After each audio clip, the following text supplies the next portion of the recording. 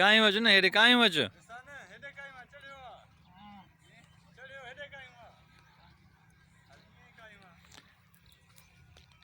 खटर तो ना है नी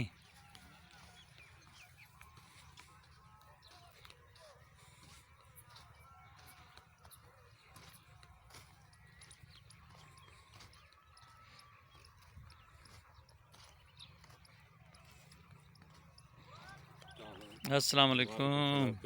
हलिया रे ये उठ तुंजो आ वेरी गुड पो केड़ो कम कंदो आस काथों अच्छा असां सां गॾु रेगिस्तान थो लॻे ही उतां काठियूं करे ईंदो आहे न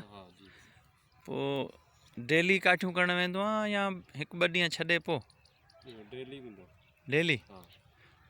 सही पोइ काठियुनि जो उठ तक़रीबन घणे में विकामी वेंदो आहे पोइ अॼुकल्ह हूअं सस्तो बि वेंदो आहे 400 बि वेंदो आहे सही सही कहिड़ी मौसम में वधीक काठियूं खपंदियूं आहिनि सियारे में वधीक हा सियारे में काठियूं लहंदियूं बि आहिनि नी अच्छा पोइ इन सां तुंहिंजो गुज़रान थी वेंदो आहे माशाअल्लाह हिन जी उमिरि घणी हूंदी उठ जी हा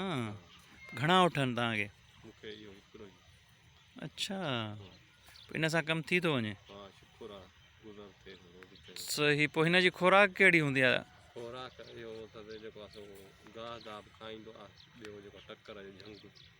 अच्छा गाह जेकॾहिं टकर न वञे त पोइ हिते तूं छा ॾींदो आहिनि खबड़ उते बीठा अथव जाम सही अहसान नालो आहे न तुंहिंजो सही सही सही चाहे बचियल आहियो आहे नी ज़बरदस्त चाहे बचियल त कोन उठ हलाईंदो तुंहिंजा मामा उन्हनि वटि बि उठ आहे माना हे तोखे शौक़ु उतां थियो सही सही सही सही सही हा खिप बि खाए थो छा वॾी ॻाल्हि आहे ॿकरी खिप न खाईंदी न नी वरी अकु खाईंदी सही छा चवंदो आहे ॿकरी ऐं हिन जो पाण में मुक़ाबिलो थियो पोइ केरु खटी वियो अच्छा माना हिन अक में वात न हयो ऐं ॿकरीअ अकु बि खाधो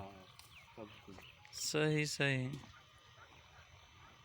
ॾाढो भलो ही ॿराड़ीअ जे माण्हुनि जो गुज़रान जो हिकिड़ो ज़रियो आहे उठ